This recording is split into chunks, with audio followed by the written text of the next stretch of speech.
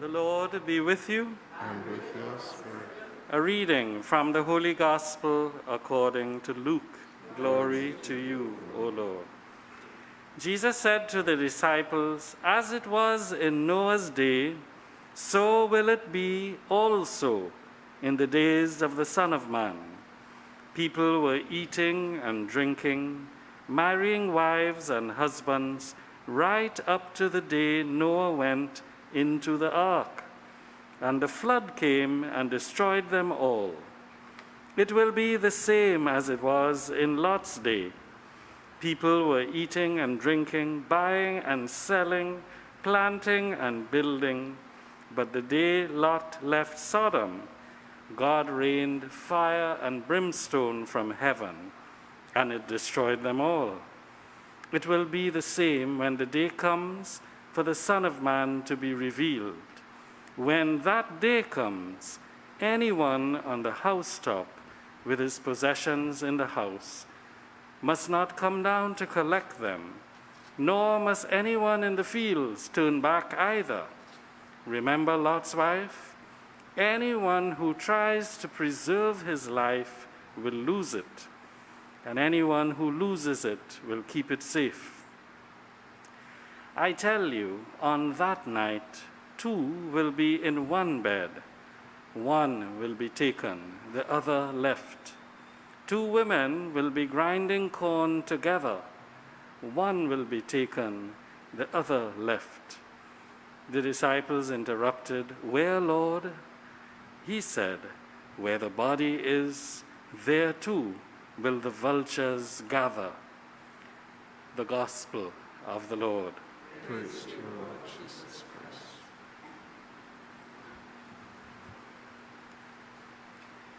We celebrate today the memory of St. Francis Xavier Cabrini. Imagine that she chose as her patron the patron of mission, St. Francis Xavier.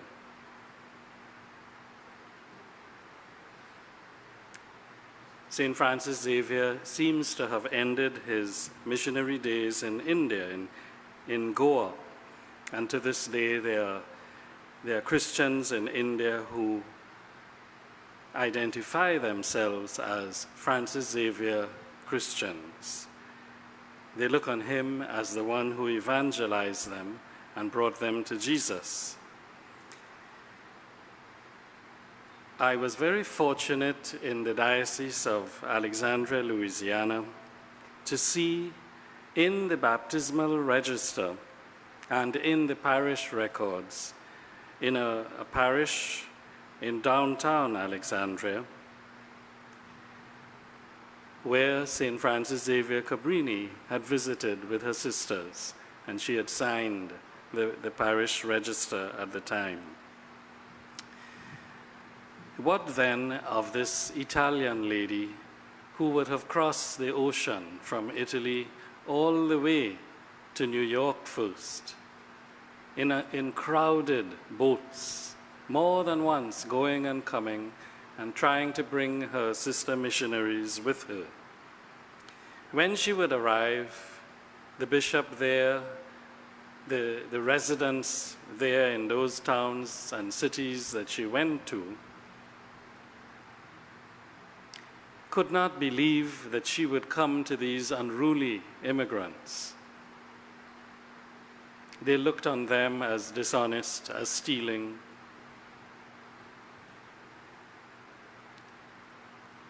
And yet, St. Francis Xavier Cabrini went about, easily being understood because she spoke Italian like them. She spoke their language. But maybe that's a very good symbol to pull out of the immigration story, the migrant ministry story. This small woman who spoke like the immigrant, who understood their plight, who came from a distant culture and was severely misunderstood and not trusted because she was ministering to a people that also were not trusted. She would persevere. she would bring her sisters, and she would try to give new life to these migrants, perhaps here in the Caribbean and in other places where we work with large migrant crowds, where we try to feed them, get them jobs, get them housing. I think that my greatest struggle with the migrants here is not to get enough food for them. We get just about enough shopping vouchers or cards, is to get them to come to Mass. So I thought it might work if I gave the food and the vouchers after Mass.